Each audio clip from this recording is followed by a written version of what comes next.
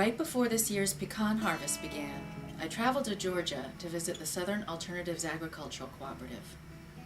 Southern Alternatives is a pecan processing co-op in Georgia's southwest corner. It's the only African-American owned pecan shelling facility in the United States, and it's run by women. On my visit, I met Carrie Thomas, Gussie Bess, and Ruby Hawkins, who founded the cooperative. We learned how they started the plant as a way to provide jobs for African-American families and farmers in one of Georgia's poorest counties.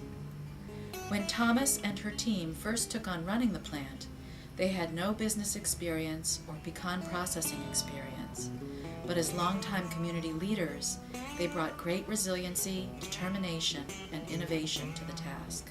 When I took on this challenge here, I had to think about it before we got it, but really and truly, it has been a blessing to us though, because it has taught us a lot, that we didn't know about business, and it has been a blessing to us. And also, it has made us feel good knowing that we was creating jobs for people that didn't have an income. Yep. Yes. So it's the biggest thing. That's what our biggest thing is helping our community. We work hard at that. Pecan trees are tall, stately, and long-lived. I was surprised to learn that pecans are the only nut native to the United States. The word pecan is a Native American word of Algonquin origin, meaning nuts requiring a stone to crack. Pecans are harvested around October, using limb and trunk shakers, and then transported to a processing plant for sifting, washing, drying, cracking, sorting, sizing, grading, and packaging. It's a complex process that involves what looks to be about a half-mile of metal machinery snaking from floor to ceiling across 2 large rooms. Carrie Thomas took on the task of bringing the pecan processing plant to life in 2004. As a home health care nurse and founder of the Smithville Freedom Center, Carrie knew all about helping her community. She had supported African American residents in claiming their rights through programs and services for children and the elderly, and by monitoring the criminal justice system and the city government.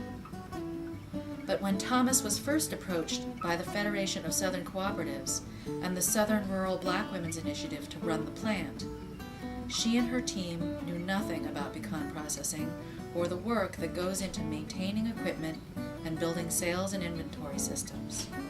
But with support from those groups and a lot of determination, Southern Alternatives got up and running.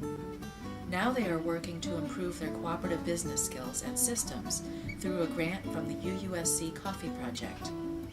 Now UUSC is helping Southern Alternatives to expand their customer base by promoting their pecans, expanding their product lines, and sharing their story. So the biggest thing that you need are people, who have to order from you. Yes, that's the biggest thing we need. To be able to get more orders, it don't have to, even the 2 or 3 packages, that's amounts up. If we could get that spread around to more and more people, what we have every year is mostly the same people that order from us, and we need to spread out. Yeah, we need to spread out. The Pecan Cooperative is making a huge difference in the lives of the families involved, shared Mikaela Sherrod, a coordinator for Georgia's Southern Rural Black Women's Initiative. Residents of Sumter County, where Southern Alternatives is based, has one of the lowest median incomes in all of Georgia. But with the cooperative, training in marketable skills has opened up hope and options for their lives. In Georgia and all across the world, we are facing a profound challenge and opportunity.